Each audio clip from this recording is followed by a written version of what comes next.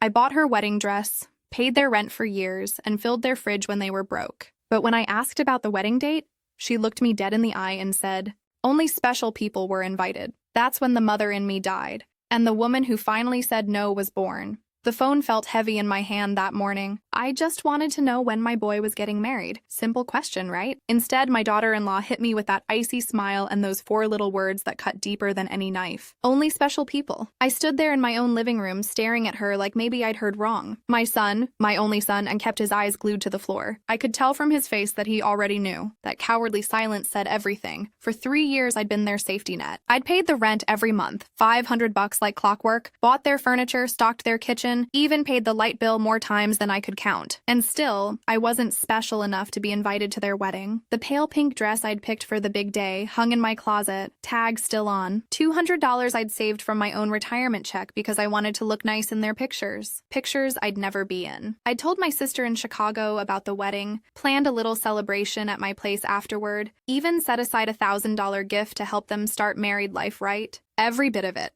Useless now. When Max finally spoke, his voice sounded rehearsed. "Mom, it was just something small, real private. Only us and a couple witnesses. Private, huh?" I wasn't born yesterday. Later that night, I saw the pictures online. Her parents, her siblings, champagne glasses in the air, big smiles, all standing next to my son and his brand new wife in the white dress I'd helped her pay for. That night, I sat in silence, scrolling through those photos, my stomach twisting. I didn't even cry, not yet. Anger needs time to find its voice. A week later, the phone rang again. This time it was her. "Renee, the rent's due," she said, voice shaky. "The landlord's threatening to kick us out. You forgot to send it." I almost laughed. The audacity. I hadn't forgotten. I'd finally remembered myself. "Lila," I said, calm as ever, "didn't I tell you I only help special people?" For a moment, nothing. Then a stammer. "What do you mean?" "We're special to you. You're like a second mom to me." "A second mom?" "Yeah, sure, until the money stops flowing." I'd heard that syrupy tone before, every time she wanted something. I hung up without another word. My hands were steady for once. That night, I sat at the kitchen table with my checkbook and a cup of black coffee, doing math I should have done years ago. 3 years of rent, $18,000. Groceries, gifts, holidays, emergencies, all together about $33,000 gone. Money my late husband left so I could live comfortably. I'd blown it, keeping 2 grown adults comfortable instead. The next morning, I didn't feel weak or pitiful. I felt clear.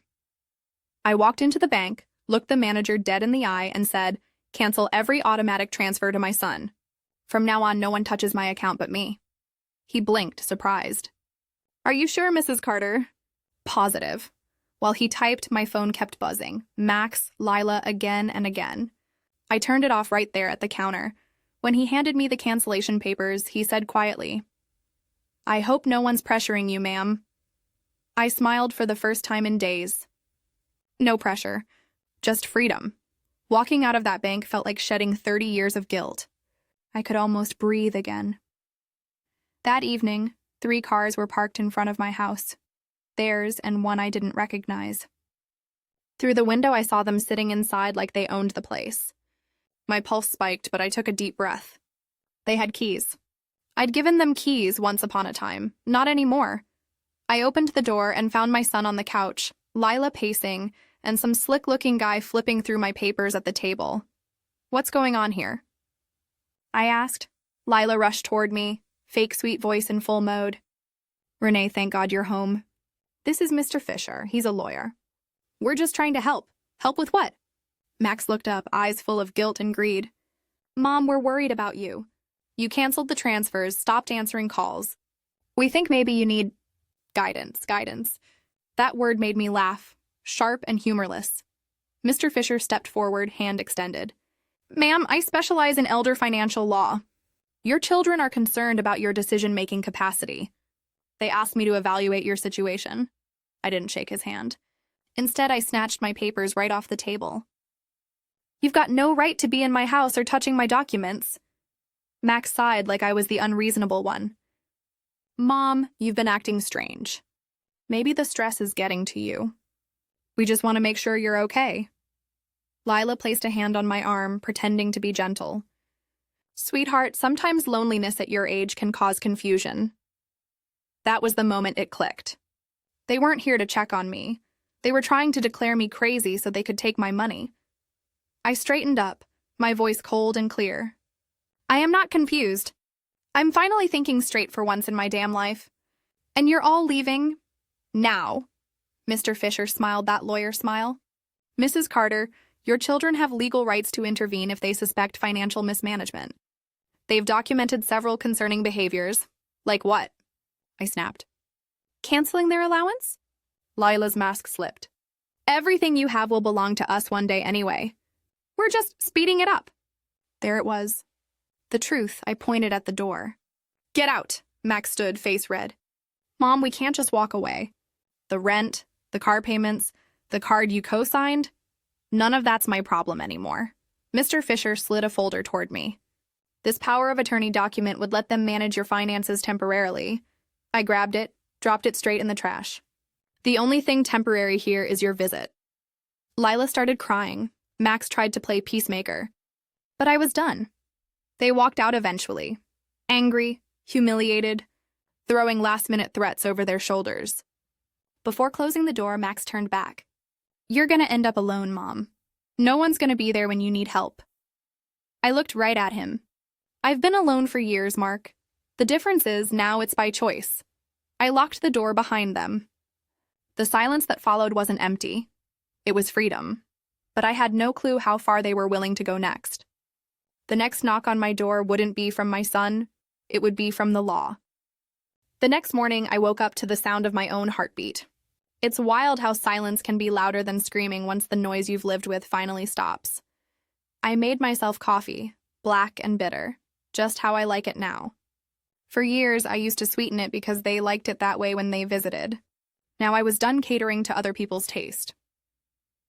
For the first time in forever, I didn't check my phone waiting for a text from Mark or Lila. I didn't care if they called. They'd burned that bridge the second they stepped into my house with a lawyer trying to label me insane. By noon, my phone was blowing up. Unknown numbers, blocked calls. I didn't pick up. But when I looked outside, I froze. 3 cars again. Same damn ones.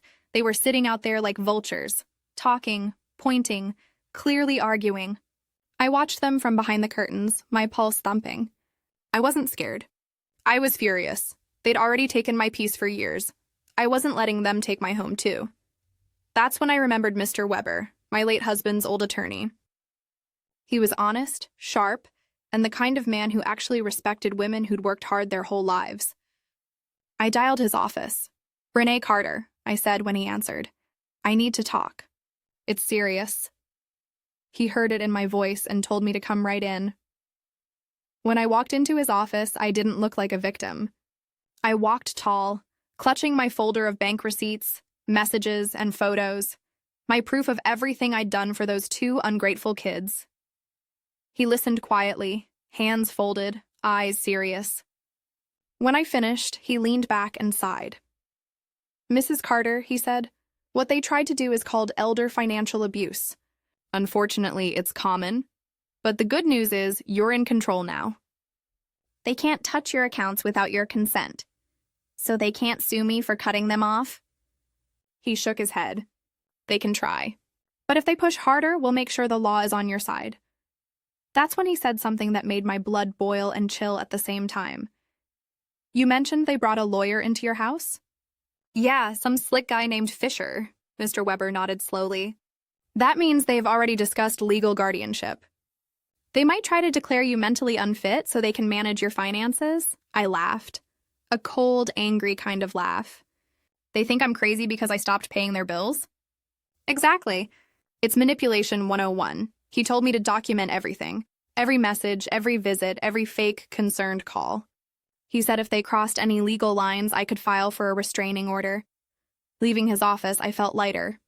For once, I wasn't just a helpless old woman. I had a plan, and a damn good lawyer. When I got home, the house was quiet again. I sat at my kitchen table, staring at the walls I'd painted myself years ago. This home had seen everything. The laughter of my son when he was little, the nights I cried when my husband died, and now. this storm of betrayal. I picked up my phone and blocked both their numbers. That single action felt like a full spiritual cleanse, but peace doesn't last long when people like Lila are desperate. The next morning, while I was pruning my roses in the front yard, my neighbor Eleanor Brooks walked over. She'd lived next door for years, but we'd never really talked. "Morning, Mrs. Carter," she said. "You doing okay? I heard raised voices at your place the other day." Her tone wasn't nosy. It was kind. Real kind. The kind I hadn't heard in a long time. I told her everything. Every ugly detail. She didn't interrupt. Just listened, eyes soft and serious. When I finished, she said, "Honey, you did the right thing. I went through the same thing with my daughter a few years ago. Thought I was helping, but all I was doing was feeding her laziness." "What happened?" I asked. She hit rock bottom when I cut her off. Got a job, figured life out, and eventually came back to me, this time with respect. Her story gave me hope. Maybe someday Mark would wake up too. But I wasn't holding my breath. That afternoon, I went to a hardware store I'd only ever visited to buy things for their apartment. This time, it was for me. "Need new locks," I told the guy behind the counter.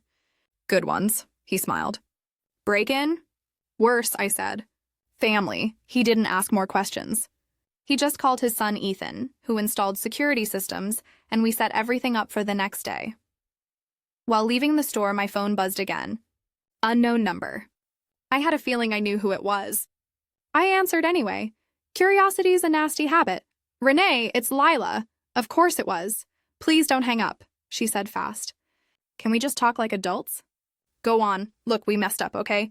The wedding thing, it wasn't meant to hurt you. We just wanted something small. But we miss you. How about dinner? Just us three. At your place." "Like old times," I almost laughed. "The nerve. How much rent are you behind on, Lila?" Silence. Long enough to answer the question by itself. "It's not about that," she finally said. "We just want to make things right. 2 months, right? $1,000? I pressed, she sighed. "Yes, but that's not—" I cut her off. "You don't miss me, sweetheart." "You miss my money," her voice trembled. "That's not fair." "Your family." "Exactly. Family doesn't lie, steal, or bring lawyers into someone's home." I hung up before she could say another word. Then I turned my phone off and went home smiling for the first time in years. The next morning, Ethan came and installed the new locks and cameras. "Now you can see who's at the door before you open it," he said. "Perfect," I replied. "Just what I need." Later that afternoon, Eleanor stopped by with 2 cups of coffee. "I heard drilling," she said with a grin. "You making a fortress?" "More like peace of mind," I told her. She sat with me while we watched the sun dip behind the trees. It felt strange, peaceful, normal, safe. I realized it was the first time in years I'd enjoyed company without feeling like someone wanted something from me. But peace doesn't last forever. Not when greed's involved. Because that evening, right as I was about to turn off the lights, I saw headlights flash outside my window. My heart skipped a beat as the car door slammed and footsteps crunched up my driveway.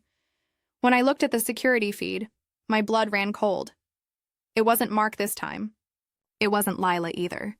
It was someone else, someone with a badge. That knock on my door wasn't from family. It was from the state. And what they accused me of next nearly destroyed everything I'd just rebuilt.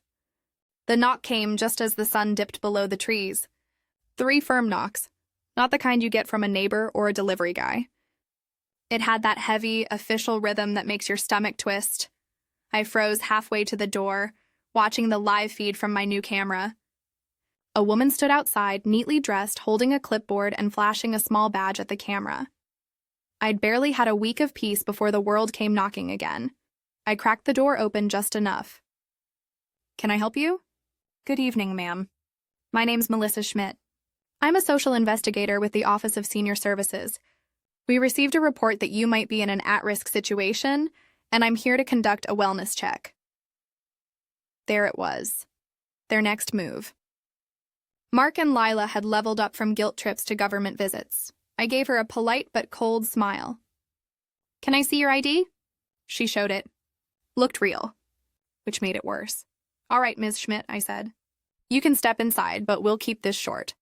I have a lawyer on call. She nodded, walking in like she owned the air. I could smell the faint scent of cheap perfume and authority. We sat down at my kitchen table, the same table where I'd once calculated how much money I'd thrown away on those two. She flipped open her folder. Mrs. Carter, we've received reports that you've been displaying unusual behavior. Erratic spending changes, isolation, refusal to communicate with family, installing unnecessary security devices. I almost choked on my coffee. Unnecessary, I said. Lady, those cameras kept me from opening the door to two people who tried to rob me with a lawyer and a smile. She blinked. Your son and daughter-in-law? Bingo. Her expression softened for a second, but only a second. We still need to make sure you're not being taken advantage of or making unsafe decisions. I'm not the one who needs supervision, I muttered. They do. She started scribbling notes, probably twisting every word I said into some legal nonsense. I leaned forward. Let me make this simple. I'm not senile, I'm not broke, and I sure as hell ain't being manipulated. I'm just done being used. She hesitated, like she didn't quite know how to handle someone who wasn't fragile or trembling. Mrs. Carter, if you have nothing to hide, there's no reason to refuse an interview. That line flipped a switch inside me. That's the same garbage my son said before he tried to steal my money. You can wait right here. I'm calling my attorney. She opened her mouth to protest, but I was already dialing. Mr. Weber, I said when he answered. You were right. They're escalating. I'm on my way, he replied. 20 minutes later, he walked through my door like a man on a mission. Crisp suit, calm eyes, no fear. He greeted her politely, checked her credentials, then turned the tables. Ms. Schmidt, he said evenly, did you obtain a court order for this visit?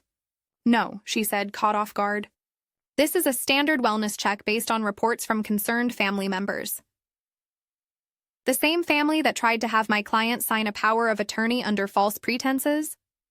He asked. The same family that entered her home without permission?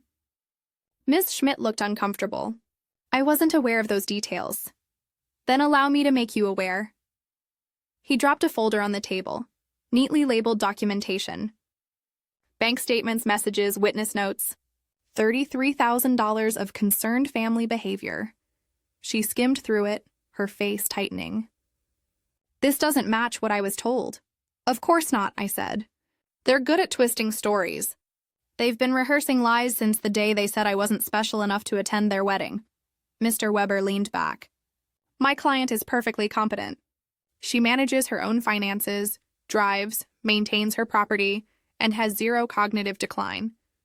I have her medical reports and financial logs ready for your review. Ms. Schmidt exhaled, closing her folder. Mrs. Carter, she said quietly, I don't see any grounds for further investigation. I'll mark this case as resolved. I nodded. Thank you. And next time you get a report about me, maybe check who filed it before showing up. She gave me an embarrassed smile, mumbled an apology, and left. The second the door closed, I felt my whole body sag with relief. Mr. Weber stayed silent for a moment. Then he said, They won't stop here, Renee. If they're desperate enough to fake government concern, the next move might be legal action. You mean court? He nodded. Conservatorship. They could try to have you declared incompetent? The words hit me like a sucker punch. Can they really do that? They can try, he said. But we'll be ready.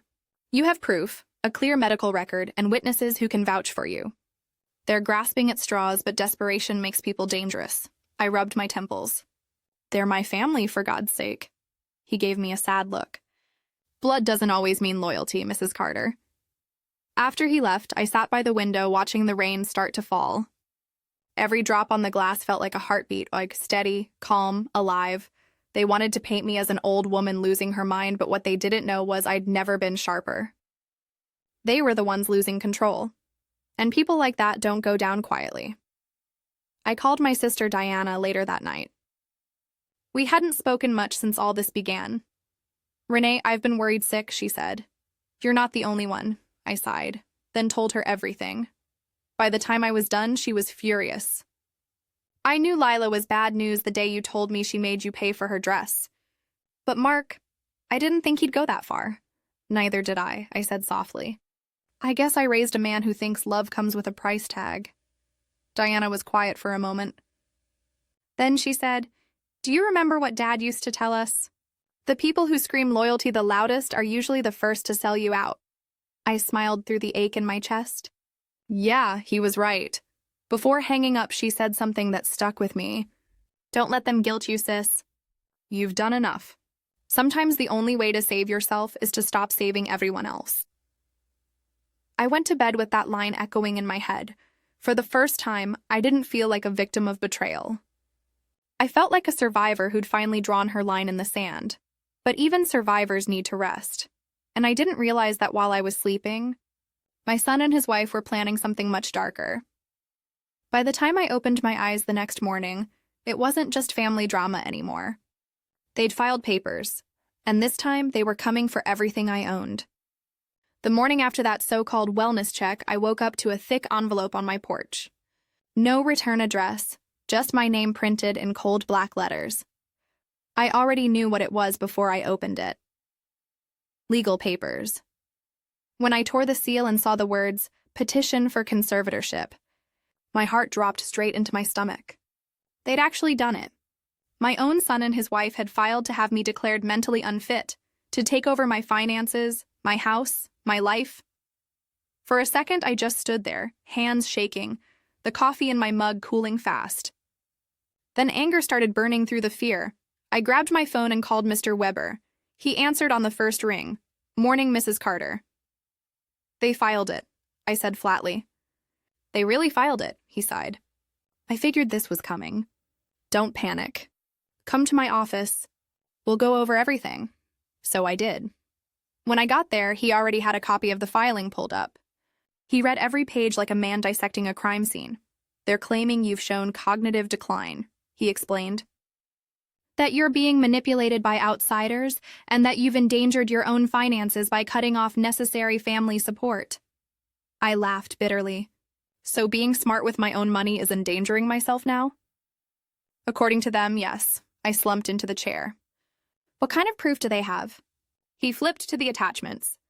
They submitted 3 statements, one from Lila, one from a neighbor named Davis, and one from your pharmacist. "Mr. Green, they're saying you refuse medication and behave erratically." "That's insane," I said. "I don't even take prescription meds." "I know," he said. "That's why we'll crush this fast, but you'll need to get an independent psychological evaluation to prove you're fine." "Done," I said. "Set it up." He nodded, impressed. That's the spirit. The more proactive we are, the weaker their case gets. After I left his office, I drove straight to the pharmacy to talk to Mr. Green. He looked up, startled, when I walked in. "Mrs. Carter!" "Hey there, I didn't waste time. Why'd you tell a court I'm not taking my medication properly?" His face went red. "Wait, what?" "I didn't, at least not intentionally." He explained that Lila had come in a few weeks earlier, saying she was worried about me. She'd asked him to sign some insurance paperwork, confirming my purchases were inconsistent. He thought it was harmless. "Insurance my foot?" I muttered. "She used you for a legal statement." He looked horrified. I swear I didn't know. "I'll write a correction immediately." "Please do," I said. "And make it clear I'm healthy, competent, and only buy vitamins." He promised to send a notarized letter to Mr. Weber that same day. Next stop was Davis, the nosy neighbor who'd apparently turned into a witness for the prosecution. He opened the door with that smug expression I'd always hated. "Mrs. Carter," he said, crossing his arms. "What brings you here?" "You gave a statement about my strange behavior. Care to explain?" He shrugged. "I just told them what I've seen. You've been installing cameras, having people come over at odd hours, yelling in your driveway. Looked suspicious." "Suspicious?" I snapped. "I was yelling at my son for breaking into my house, not losing my mind." He gave a condescending smirk. "That's not what it looked like from across the street." I took a step closer, meeting his eyes. "Then maybe next time, instead of judging through your blinds, you ask before signing lies." He muttered something about just telling the truth, but I was already walking away. By the time I got home, my anger had settled into determination. Mr. Weber had already texted, Evaluation with Dr. Moore set for tomorrow. 10 a.m. She's one of the best. Good. Let them bring their circus. I was coming with facts. That night, I barely slept. My head was a carousel of memories. Mark as a kid, running through the sprinklers, laughing. I'd worked 2 jobs back then just to keep the lights on. His dad had already passed, and I used to tell myself all the struggle would be worth it when Mark grew up. Guess I was wrong. I sat up around 2 a.m., staring at the ceiling, whispering to no one, "You're not taking what's left of me. Not my mind, not my name." The next morning, I met Dr. Moore, a calm woman in her 50s with kind eyes and a voice that didn't treat me like a patient. We spent almost 2 hours going through memory tests, problem-solving, current events, even financial reasoning. She smiled at the end. "Mrs. Carter, your cognitive function is well above average for your age. You're sharp, grounded, and emotionally resilient." "Tell that to my son," I muttered. "I'll tell the court instead," she said. When I handed Mr. Weber her written report later that day, he grinned. "Perfect. This alone destroys their entire argument." But it wasn't over, because later that week, I found out they'd gone one step further. They'd hired another lawyer, a big one, and set a court date. The petition was Live Mark and Lila vs. Renee Carter. My stomach twisted at seeing my own son's name beside mine on a legal document, not as family, but as an opponent. Mr. Weber called that night. "Don't worry, Renee, we'll fight it. You have the truth on your side." "Yeah," I said quietly. "But truth doesn't pay lawyers, does it?" He chuckled softly. "This one fights for principle, not just money." That helped. A little. The next few days, I prepared like a soldier before a battle. Gathered every receipt, every text, every bank transfer. Labeled everything with dates and notes. I wasn't going down without a fight. Eleanor came over every night with coffee and encouragement. "You got this, honey," she'd say. "You've got brains and backup." "They've only got greed." I smiled each time, but deep down I knew this was more than just a lawsuit. It was a full-blown test of who I was, and who my son had become. Then, one evening, as I was sorting papers, I saw a message slip under my door. No knock, no doorbell, just a folded note on white paper. It read, "Drop the lawyer. Sign the power of attorney, or we'll make you regret this." No signature. But I didn't need one. My hands trembled, not from fear, but from rage. They weren't just trying to win in court. They were trying to scare me into surrendering. I grabbed my phone, took a photo, and sent it straight to Mr. Weber. His reply came fast. "Good. That's harassment. We'll use it in court."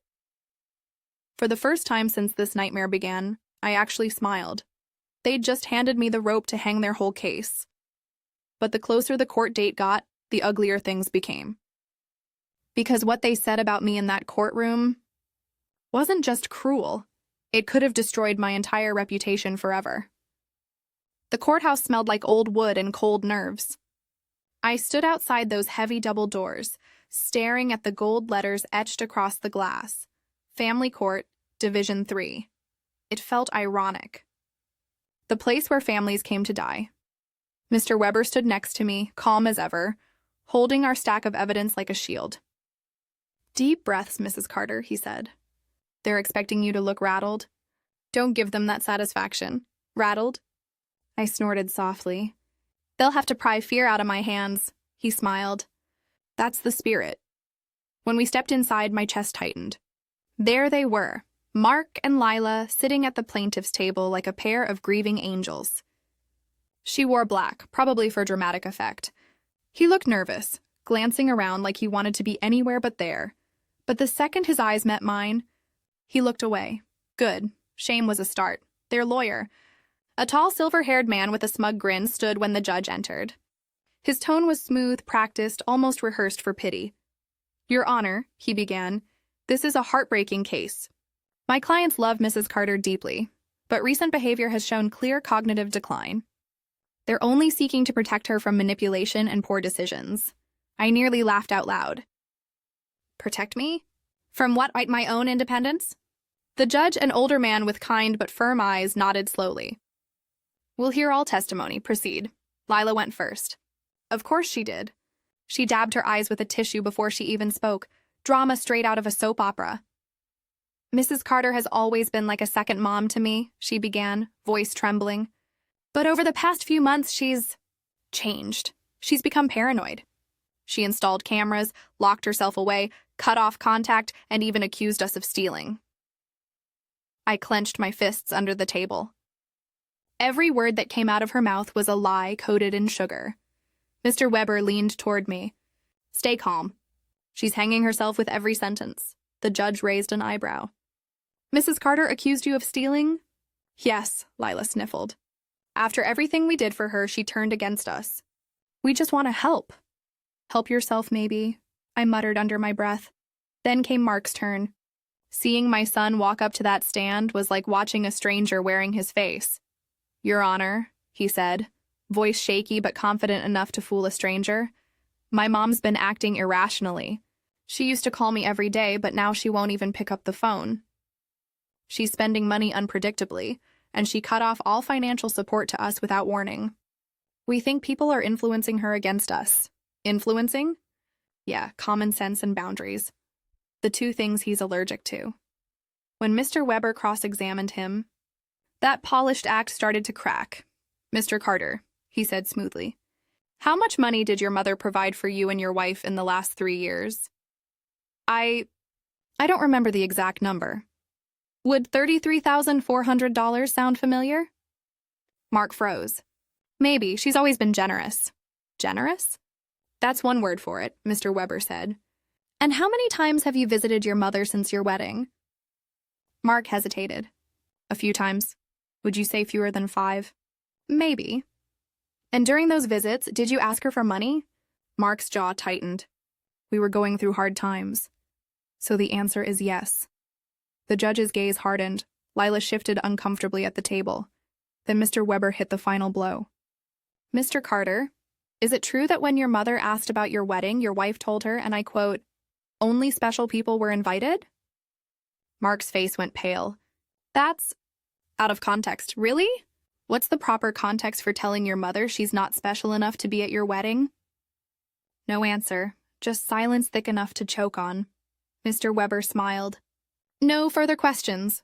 The judge leaned back in his chair, clearly unimpressed by their sob story. But we weren't out of the woods yet. Next came their so-called witnesses. First was Mr. Davis, the nosy neighbor who thought gossip made him Sherlock Holmes. He claimed I'd been acting paranoid, yelling at people, installing cameras, and cutting off contact with family. When asked if he'd ever spoken to me directly, he admitted, well, no, but I've observed from my window. The courtroom actually chuckled. Even the judge's lips twitched. Then they brought in Dr. Lehman, a doctor I'd never met. He testified that my refusal to undergo evaluation was a sign of possible mental decline. Mr. Weber rose slowly, calm as a storm before thunder. Doctor, have you ever personally examined Mrs. Carter? No. So you're giving a medical opinion based on hearsay? I was informed by her son and daughter-in-law, who, by the way, are financially dependent on her. The doctor hesitated. Yes, thank you. No further questions. Finally, it was our turn. Mr. Weber called our witnesses one by one. Mr. Green, who explained how Lila tricked him into signing false paperwork. Dr. Moore, who confirmed my mental health was perfect. And Eleanor Brooks, who spoke like the proud friend she'd become. Mrs. Carter is sharper than anyone I know, Eleanor said firmly. If being tired of getting used makes you crazy, then half the country needs help. The room laughed again. Even the judge cracked a smile. Then, it was my turn. I stood up slowly, walked to the stand, and took the oath. My hands didn't shake this time. Mr. Weber asked the questions softly, letting me tell my story. I told them about the rent I'd paid. The gifts. The empty phone calls that always ended with, "Can you send a little extra?" I told them about the day Lila told me I wasn't special, and how that broke something inside me I couldn't fix. Mrs. Carter, Mr. Weber asked, why did you decide to stop giving them money? I looked right at the judge. Because love doesn't come with receipts. I was buying affection, not getting it. I realized I'd raised a son who saw me as a wallet with a pulse. The courtroom went dead silent. Mr. Weber nodded slowly. Do you regret it? only that I didn't stop sooner. Their lawyer tried to rattle me in cross-examination, but every question bounced off. I answered clearly, logically, with full composure. When it was finally over, the judge said he'd take a short recess to review the evidence. As soon as he left, Mark turned toward me. His face was a mix of guilt and frustration. "Mom, you didn't have to make this ugly." I looked him straight in the eye. "No, Mark, you did." Lila grabbed his arm and whispered something, glaring at me like I'd ruined her favorite game. Mr. Weber leaned over and whispered, "You did good, Renee. Real good." I exhaled for what felt like the first time all day. But deep down, I knew. Whatever the verdict, something between me and my son had already died in that courtroom. When the judge returned, the room went silent. One sentence from his mouth would decide everything: my freedom, my dignity, my future. And what he said next changed my life forever. When the judge walked back into that courtroom, you could have heard a pin drop. Everyone stood. I could feel my pulse in my throat, my palms cold even though my heart was on fire. Judge Miller adjusted his glasses, sat down, and looked straight at me before saying a word. The pause lasted forever. Then finally, his voice cut through the silence. "After reviewing all the testimony and evidence presented, this court finds that Mrs. Renee Carter is in full possession of her mental faculties." The breath I didn't realize I'd been holding escaped all at once. He kept talking, voice calm but firm. "Professional evaluations confirm she is mentally competent. Financial documents show clear, rational decision-making. Her witnesses have demonstrated consistent, coherent behavior."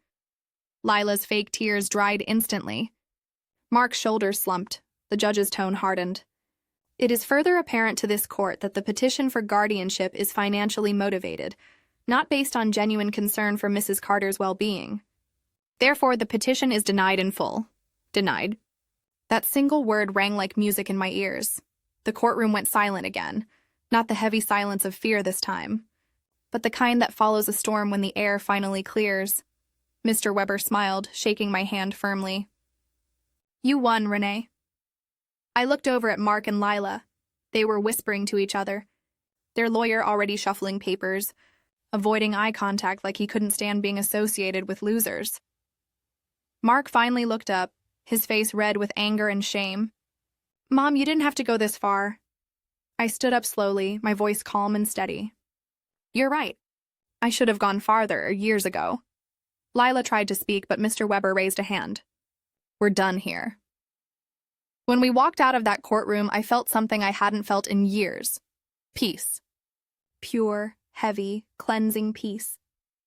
Outside, the sun was blazing over the courthouse steps, and for the first time, the light didn't feel harsh. It felt warm. "Mr. Weber," I said, "I can't thank you enough." "You don't have to," he replied with a smile. "You just make sure nobody ever takes advantage of you again." "I promise," he nodded. "By the way, with the restraining order we filed, they can't legally contact you or step on your property.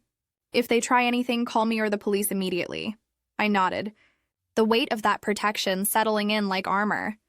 When I got home that evening, Eleanor was already waiting on my porch with a bottle of wine and 2 glasses. "I saw the news," she said, grinning ear to ear. "I told you you'd win, girl." We sat under the soft orange glow of sunset, sipping wine and laughing. Not the nervous laughter of survival, but the kind that comes when you finally stop holding your breath. "You know what's crazy?" I said, looking out at the street. "For years I thought losing them would break me, but now that I've let them go, I feel lighter." "That's because you were carrying people who were never meant to be your burden," Eleanor said softly. Her words hit deep. For the first time, I saw it clearly. I hadn't lost family. I'd shed parasites. That night, I couldn't sleep again, but it wasn't anxiety this time. It was adrenaline. I kept replaying the judge's words in my head. Fully competent, financially sound, petition denied. Every syllable was a victory. Around 2 a.m., I walked to the window and looked up at the sky. The stars looked brighter, sharper. Or maybe I was just finally seeing them without a film of exhaustion in my eyes. I whispered into the night, "Robert, I did it. I don't know if my late husband could hear me, but it felt good to say it.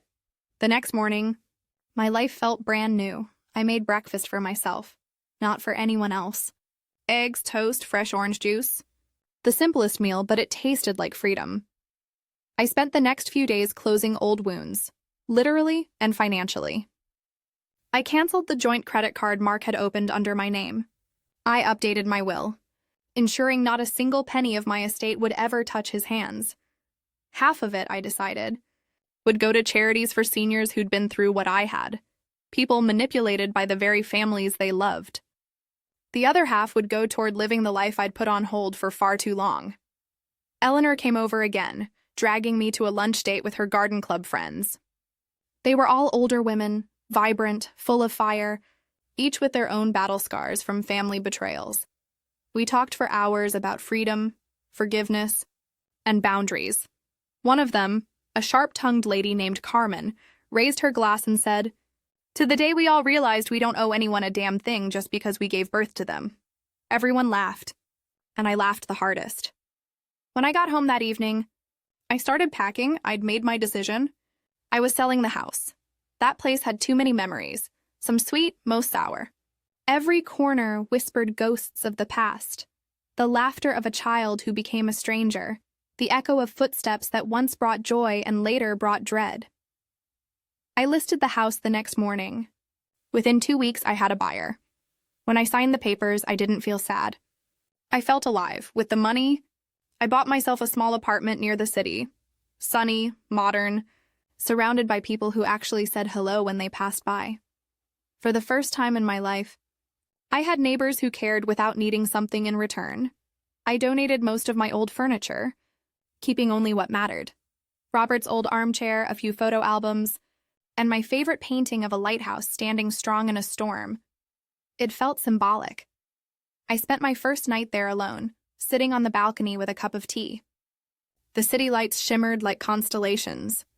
The air felt different, lighter, warmer, freer. For a long time, I sat there thinking about everything that had happened. About how I'd been a mother, a provider, a fool, and finally, my own savior. That's when I realized something. Peace doesn't come from people treating you right. It comes from finally treating yourself right. I smiled at the thought. But peace, as I'd learned, never comes without a price. And even though I had won the battle, the war wasn't over yet. Because sometimes the people who lose in court don't disappear quietly. They regroup. And when they come back, it's not for reconciliation. It's for revenge. Just when I thought I was finally free, I found something in my mailbox. No return address, no name, just 5 words scrawled in red ink. "You'll regret this, old lady." The morning started peaceful. The city was waking up slow. Dogs barking, kids running for the bus, that sweet smell of coffee drifting through open windows. For the first time in a long while, I felt normal. Safe, even. That lasted about 10 minutes. When I went down to check my mailbox, I saw an envelope sitting alone at the bottom. No return address, no stamp.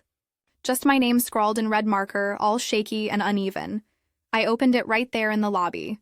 5 words. "You'll regret this, old lady." My hands went cold. For a few seconds, I just stood there, staring at those words like maybe they'd change if I blinked hard enough. But they didn't. I looked around the hallway, empty. My neighbors' doors were all closed. Whoever left it knew exactly what they were doing. I took a deep breath, walked back upstairs, and locked my door. Then I grabbed my phone. "Mr. Weber," I said as soon as he picked up. "We've got a problem." He told me to photograph the note, put it in a plastic bag, and call the police immediately. "Don't take chances, Renee. That's a threat. And we can use it." Within 20 minutes, 2 officers showed up. Young guys. Polite but clearly skeptical at first. "Ma'am, anyone you think might have sent it?" one of them asked. I gave a short laugh. "Oh, I don't think—" "I know, my son and his wife. They've been harassing me for months." The taller one, Officer Burns, nodded. "We'll log it as a harassment incident. You already have a restraining order, right?" "Sure do." "Signed 2 weeks ago." "Good.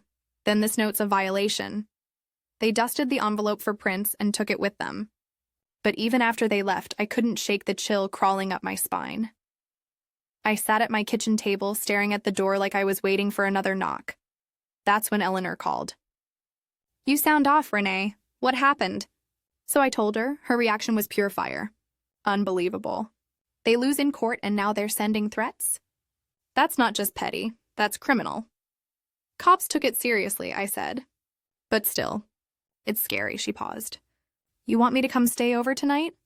I smiled, even though she couldn't see it. I'll be fine.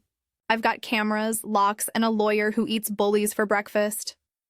All right, tough girl, she chuckled. But call me if anything feels off. That night, I double-checked every window and door. Everything was locked. The cameras were armed. The apartment was quiet. Still, sleep didn't come easy. Every little creak made me jump. Every car light passing through the curtains made my heart race. Sometime around 2 a.m., I heard footsteps in the hallway. Slow, deliberate. Then, a faint scrape right outside my door. I held my breath, watching the live feed from my camera on my phone. A shadow moved past my door. Tall, broad shoulders, hood up. He stopped for a second, looked around, then disappeared down the stairwell. I couldn't see the face, but I didn't need to. My gut already knew. I called the cops again.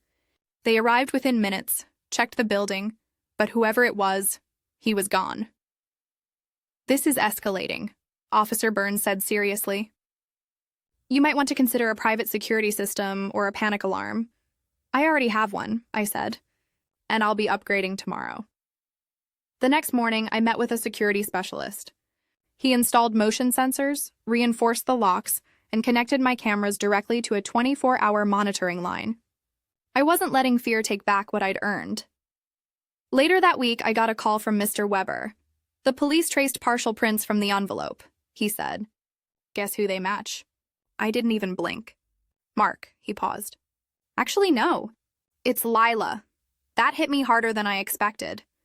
I don't know why. Maybe because she was the one who'd smiled in my kitchen all those years, calling me Mom.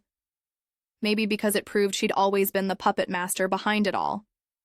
Mr. Weber continued, the police will file harassment charges. But given the restraining order, it's already a serious offense. They could face jail time if they keep pushing. I sat down, rubbing my temples. You think they'll stop now? He sighed. Honestly? Probably not. But the more they act out, the more evidence we get. Keep recording everything, and that's exactly what I did.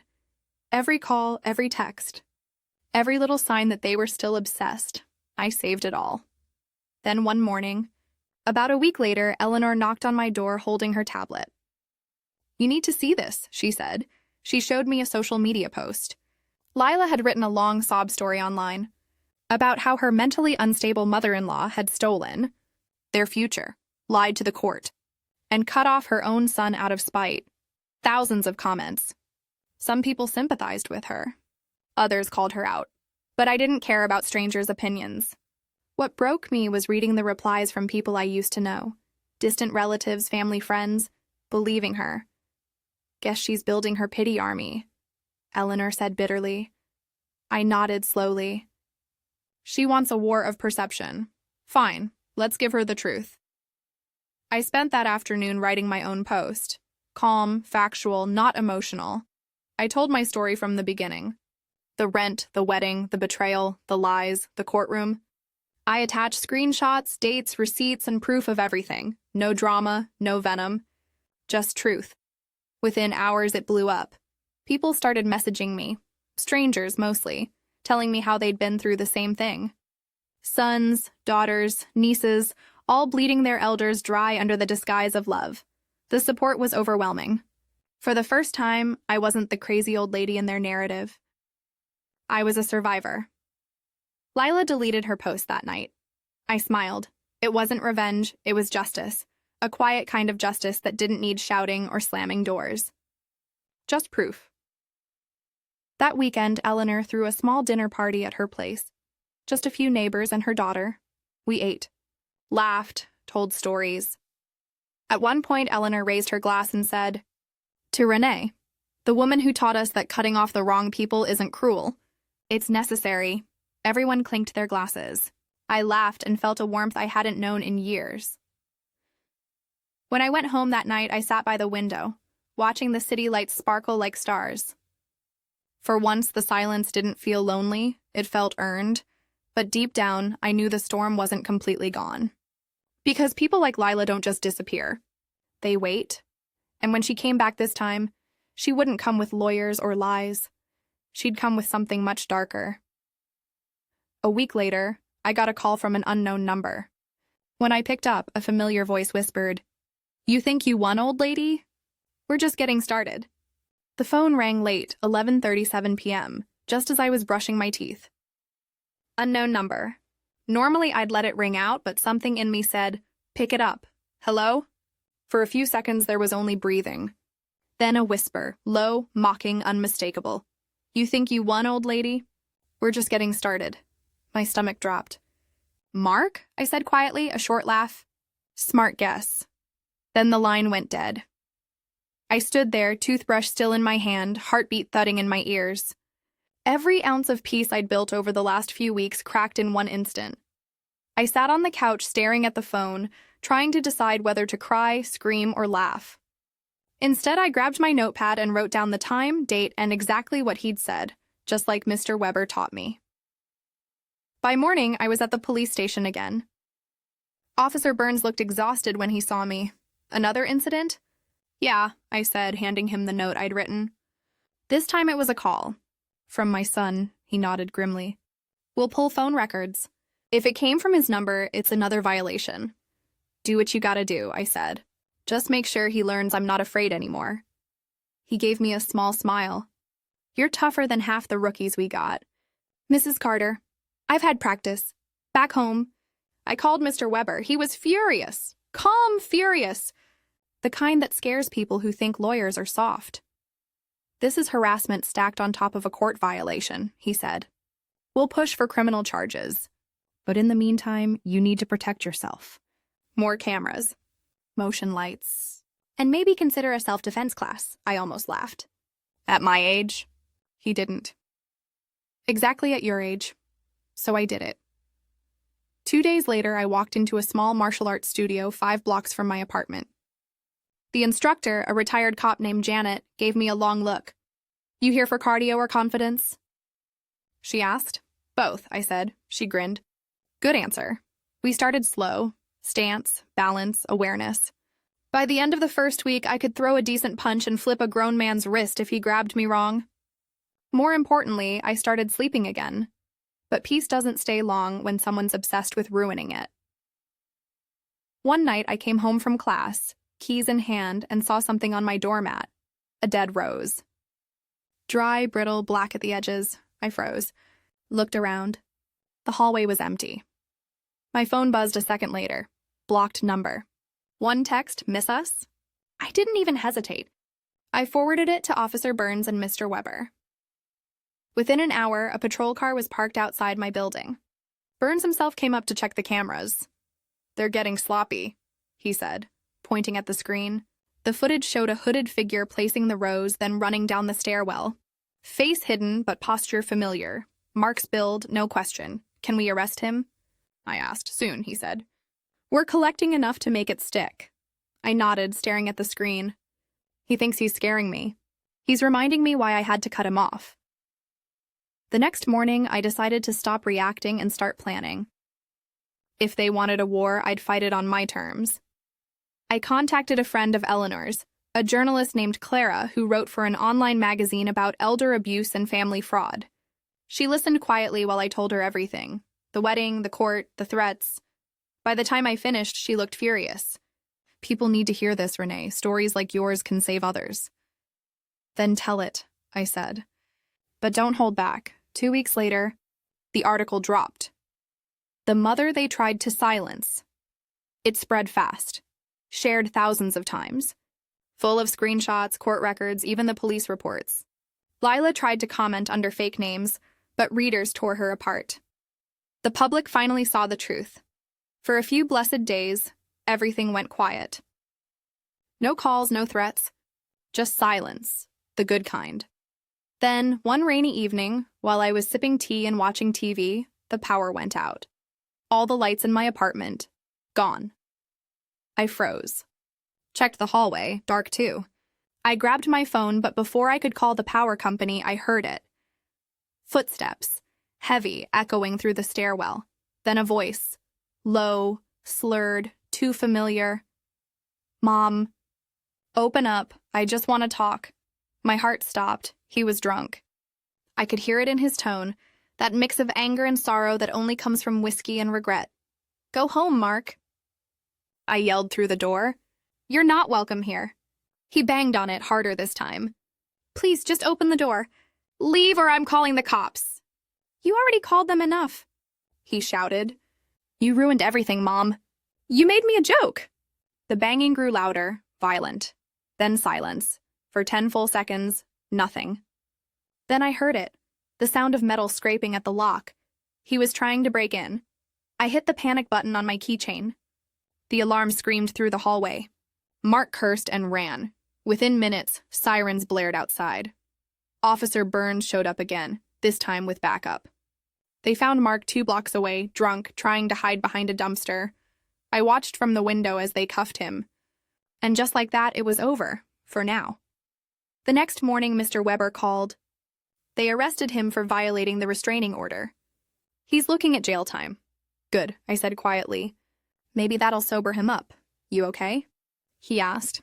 I stared out the window at the sunrise. I will be. But it's sad, you know?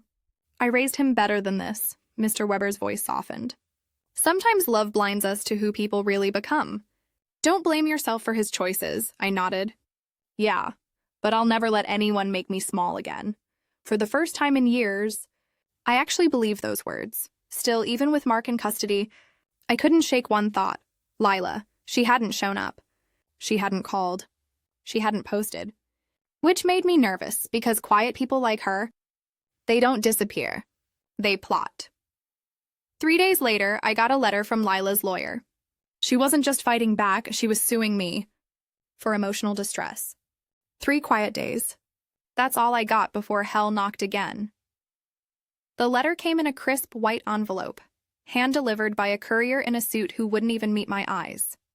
Signature, ma'am, he said flatly. I signed, closed the door, and stared at the envelope sitting in my hand like a loaded gun. When I opened it, my stomach twisted. Plaintiff, Lila Carter. Defendant, Renee Carter.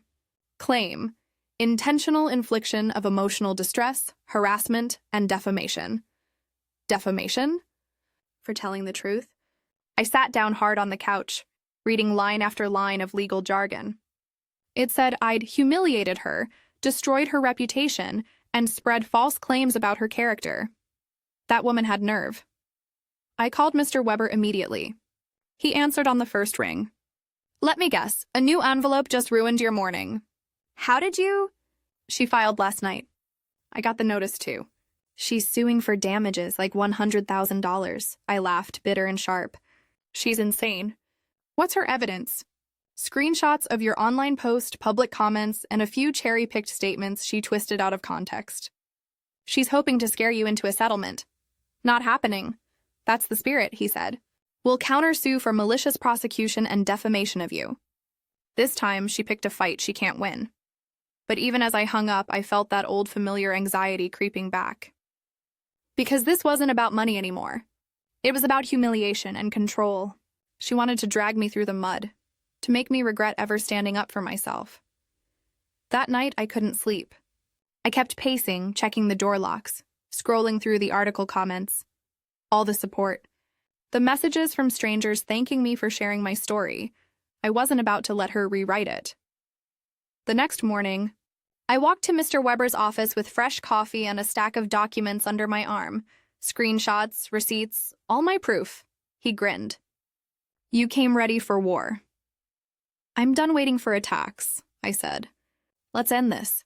He looked through everything, impressed. You've got enough evidence here to bury her claim before it even reaches a hearing. But Renee? He leaned back, studying me.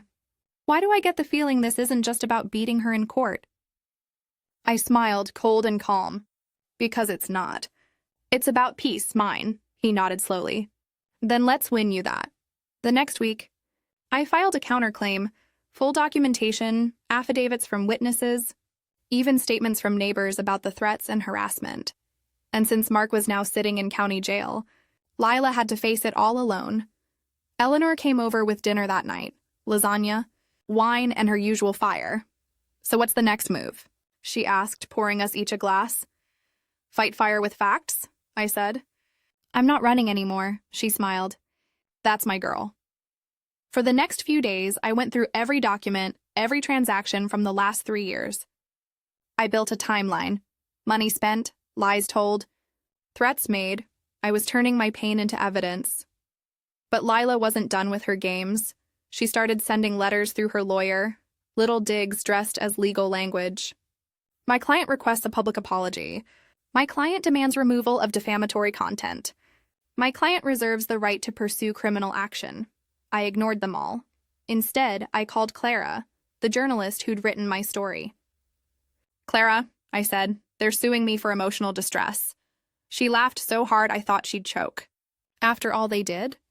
That's bold. Can you publish an update?" "Already on it." A week later, her follow-up went live. Elder abuse victim faces retaliation lawsuit from her abusers. The headline alone went viral. People were furious, not at me, but at Lila. Hundreds of comments flooded in, calling out the absurdity of the lawsuit. One read, "The only distress here is that her gravy train dried up." Another said, "They tried to rob her in daylight. She fought back." Hero. I didn't feel like a hero, just someone who finally stopped being a victim. But I'll admit, the validation felt damn good. 2 weeks later, I got the official court date. Same courthouse. Same judge. This time I walked in with confidence. No shaking hands, no racing pulse, just quiet determination. Lila was already there, sitting with her lawyer. She looked different, thinner, tense, makeup hiding sleepless nights. Her lawyer did all the talking, throwing around big words like psychological damage and public defamation. When it was our turn, Mr. Weber was calm but lethal. "Your Honor," he said. "The plaintiff's emotional distress appears to be caused not by defamation, but by consequences, the natural result of her own documented actions." He handed the judge a folder thick with evidence. Screenshots of Lila's threats, her fake social media posts, police reports, and that infamous note, "You'll regret this." Old lady, the judge's eyebrows rose. "Mrs. Carter," he said, turning to me, "do you have anything to add?" I stood up, voice steady. "I spent 3 years giving them everything. Rent, furniture, food. I never asked for anything back. But the moment I stopped paying, I stopped being family. I told my truth, and for that, they call it defamation. But I've got proof. Every word I said was real." The courtroom was silent. Then the judge nodded slowly. "Case dismissed." Lila froze. Her lawyer tried to object, but the judge shut him down. "Furthermore," he said, "this court finds sufficient evidence of harassment and bad faith litigation. The defendant's counterclaim will proceed." Lila's face went pale. Outside, cameras waited. "Clara's doing." She waved at me from across the street. "Smile, Renee. The world's on your side this time." I smiled for the cameras, not out of vanity, but out of pride, because this time the truth wasn't whispered. It was shouted. That night, Eleanor hosted another dinner. She poured me a drink and said, "You realize you just made history, right?" I laughed. "Hardly. You showed the world that being old doesn't mean being weak." Maybe she was right. But as I sat there, looking at the faces of people who truly cared, I felt something shift inside me. The fear was gone. The guilt was gone. All that remained was peace. Real, earned, unshakable peace. And just when I thought the storm had passed completely, my phone buzzed with a notification from a blocked number, a video. I hesitated before pressing play. It was security footage from outside my old house.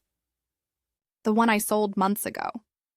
Someone was standing in the yard, staring straight at the camera. The image was grainy, but I recognized the smirk instantly. Lila, and behind her, someone else. Mark, free. The message that followed was just 4 words. "See you soon, Mom." When I saw that video, my blood ran cold. The timestamp said 2:16 a.m., my old house. Lila standing under the porch light, smiling straight at the camera like she knew I'd see it. And behind her, Mark, out of jail. Then came the text. "See you soon, Mom." I just sat there for a full minute, staring at my phone, trying to process the weight of those 4 words. They weren't just threats anymore. They were promises. I called Mr. Weber right away. "Send me everything," he said. "We'll take it straight to the police." "I'm already on it," I said, my voice calm even though my hands were shaking.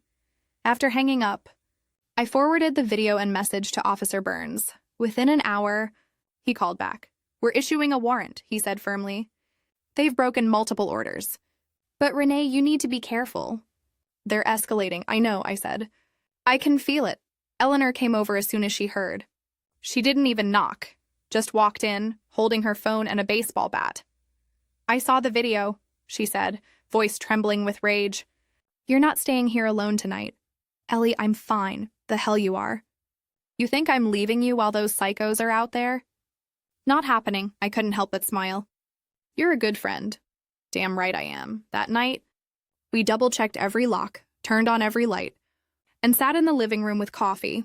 No alcohol, no music. Just silence and alert ears. Midnight passed. Nothing. 1 a.m. 2. Then, a sound, a car door shutting. Eleanor and I froze. I grabbed my phone and pulled up the camera feed. There it was. The same car from the video, parked across the street. 2 figures sitting inside, Lila and Mark. "They're here," I whispered. Eleanor clenched the bat tighter. "Let them try." I called 911 immediately. "Stay on the line," the dispatcher said. "Units are on the way."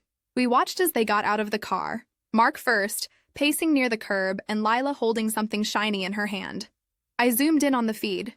A gas can. "Oh my God," Eleanor breathed. My heart stopped. "They're gonna torch the building."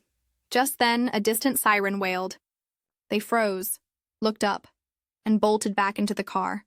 The tires screeched as they peeled out of the street, just as 2 patrol cars turned the corner. I exhaled for what felt like the first time in an hour. The officers arrived, checked the area, took statements, and collected the footage. "They're officially out of control," Officer Burns said, his voice tight. "We'll catch them, Renee. It's only a matter of time." Eleanor stayed with me until sunrise. Neither of us slept. By morning, I'd made a decision. I wasn't going to hide anymore. I called Mr. Weber. "I want a full protective order. No contact statewide," I said. "And I want to press charges for attempted arson." He paused for a beat, then said, "You got it." We filed everything that same day. The video evidence, the text, the police reports, it was airtight. Within 48 hours, arrest warrants were issued. 2 counts of harassment, 1 for violation of restraining order, 1 for attempted property damage. The cops picked them up at a motel 2 towns over. Mark didn't resist.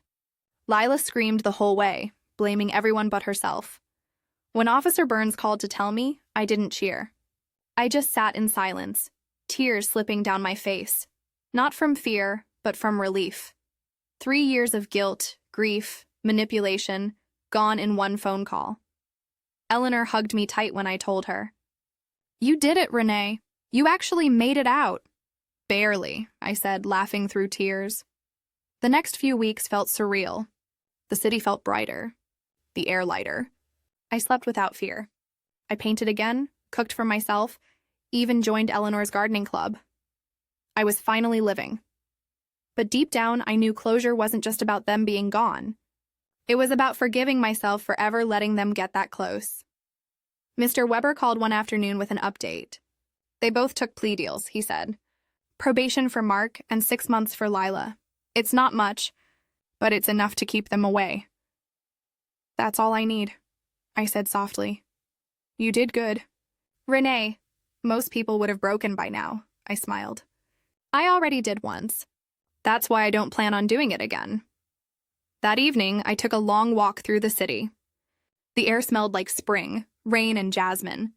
Kids laughed near the park, couples walked their dogs, and for the first time in years, I felt part of the world again. When I got home, Eleanor was waiting on my porch with her usual grin. "Come on," she said. We're celebrating. She'd cooked dinner, roasted chicken, mashed potatoes, and her famous chocolate pie. As we ate, she looked at me seriously and said, "You know, you didn't just win. Renee, you set yourself free." I smiled. "Yeah. Guess I finally learned that love without respect isn't love at all." We toasted with iced tea, no wine this time, and laughed until our cheeks hurt. Later that night, when I sat alone on my balcony, I looked at the stars and whispered, "I made it, Robert, for the first time." I didn't feel alone. Not because someone was beside me, but because I was finally whole. Then my phone buzzed. A message from Mr. Weber. "Renee, you might want to check your mail tomorrow." Something came through from the state attorney's office. Good news. I stared at the message, smiling faintly. Maybe finally the system was on my side. The next morning, I opened that letter. And what I found inside didn't just close the case. It opened a whole new chapter I never saw coming. Morning light spilled through my kitchen window, soft and golden. The kind of light that makes you believe maybe, just maybe, the world is finally okay. I made myself coffee, humming along to an old Sinatra song playing on the radio. The simple things, the smell of coffee, the warmth of sunlight, felt like luxury now. Then came the knock. The mailman handed me a thick envelope stamped with a state seal. Office of the State Attorney. For a moment, I thought my heart stopped. I sat at the kitchen table staring at it like it might bite. Then, slowly, I tore it open. Inside was a letter, official, neatly typed with a small gold emblem at the bottom.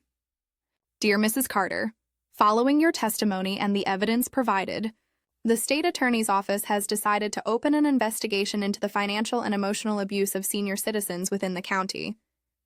Your case has been instrumental in this decision.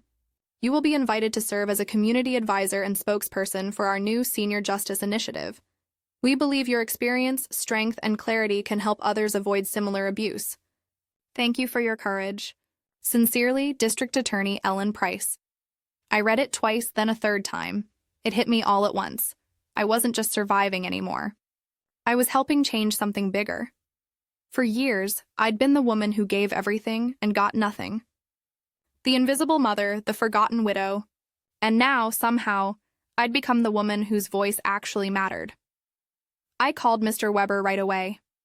"Mr. Weber, they want me to help with an initiative. Something to protect people like me." He chuckled warmly. "You see, Renee? Out of all that pain, you built something that matters. Not everyone gets to say that." I smiled, tears in my eyes. Guess I finally found a purpose that doesn't involve paying someone's rent. Later that day, I called Eleanor. She came over within minutes, her face lighting up when I read the letter out loud. "Are you kidding me? Renee, that's incredible. You're going to be the face of change." I laughed, embarrassed. "Face of change? Honey, I'm 72. Exactly. That's what makes it powerful. You're proof that it's never too late to stand up for yourself and for others."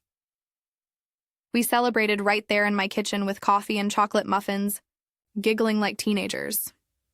For the first time in years, the laughter didn't feel like a mask. It was real from the gut. That night, I sat by my window again, holding the letter under the soft light of my lamp. It felt like a message from life itself, saying, "See? You weren't broken for nothing." I thought of Robert, my husband, and whispered, "You'd be proud of me. Love." The wind rustled gently outside, and for a second, I swore I felt his presence, calm, approving, like a quiet smile. The next week, I met with the DA's team. They were kind, professional, and deeply passionate about the cause. "Mrs. Carter," said DA Ellen Price, shaking my hand, "we read your story." It was powerful, heartbreaking, and exactly what people need to hear. "We'd love for you to share your experience publicly." I blinked. "You mean, like a speech?" "Yes, at the community conference next month. You'd be the opening speaker." My first instinct was to say no. I wasn't a speaker. I was just a retired widow who'd been hurt and learned her lesson. But then I remembered that night, standing in the dark, clutching a phone, terrified of my own son's shadow. If sharing my story could save one person from living that fear, then I had to do it. "I'll do it," I said. Ellen smiled. That's the courage we saw in you. When I got home that night, I started writing my speech. Not as a victim, not even as a survivor, but as a woman who finally learned the hardest truth of all, that sometimes you have to lose people to find yourself. The days passed quickly after that. Eleanor helped me rehearse. She'd sit across the table, clapping after every line. Add this, she'd say. Tell them what it feels like when your own child stops seeing you as a mother. So I did. By the time the conference day arrived, I wasn't nervous anymore. I wore a soft blue dress Robert had always loved and pinned my hair up neatly. When I looked in the mirror, I didn't see a broken woman. I saw someone who'd rebuilt herself from ashes. The auditorium was full. Seniors, lawyers, journalists, even families sitting together, holding hands. When they introduced me, there was polite applause. But when I started talking, the room fell silent. I spoke about love, how it can blind us when it becomes duty instead of choice. I spoke about guilt, how it eats you alive when you confuse money with affection. And I spoke about freedom, the kind that comes when you finally say no without explaining why. When I finished, the room erupted in applause. People stood clapping, some even crying. A woman in her 60s came up afterward, tears streaming down her face. Your story is mine too, she said. I thought I was alone. I hugged her tight. You're not. None of us are. That night, I walked home under the city lights feeling lighter than I ever had. No fear, no anger, just peace. When I got home, there was one new voicemail waiting on my phone. I almost didn't listen, but curiosity got the better of me. A shaky male voice filled the line. Mom, it's me, Mark. He paused. I'm getting help. Rehab therapy, all of it. I don't expect forgiveness. I just wanted you to know I'm trying to be better. Silence. Then a soft, broken whisper. I'm sorry. I sat there for a long time, phone pressed against my chest, tears falling silently. Because maybe, just maybe, redemption was possible. A week later, a letter arrived, not from the court, not from the state, but from Mark, and what he wrote inside would test everything I thought I'd already forgiven. The letter came on a quiet morning, the kind where sunlight falls slow and the world feels gentle for once. No stamps, no law office, no threats. Just my name, written in handwriting I hadn't seen in months. Mark's. I stared at it for a long time before opening it. My hands trembled, not from fear this time, but from the weight of everything those 6 letters meant. M-A-R-K. Inside was a folded page, messy ink, words bleeding through from where he'd pressed the pen too hard. Mom, I don't know if you'll ever read this. I wouldn't blame you if you didn't, but I needed to write it anyway. I'm in a recovery center now, real one this time. No lies, no games. I've been sober for 60 days. The first few weeks were hell. I blamed you for everything. For cutting me off, for ruining my life, for sending me to jail. But then my counselor said something that hit me. People don't ruin your life when they stop enabling you. They save it. You didn't destroy me, Mom. You forced me to see myself. The kind of man I'd become. The kind I swore I'd never be. Lila's gone. She left a few weeks ago. I guess she wasn't built for starting over. But I am, or at least I'm trying. I got a job offer at a local mechanic shop when I get out. It's not much, but it's honest. I wanted to tell you that I'm sorry. For the lies, for the manipulation, for everything. You deserved a son who loved you, not one who used you. I don't expect forgiveness. I just hope you're happy. You earned it. Love, Mark, I read it 3 times.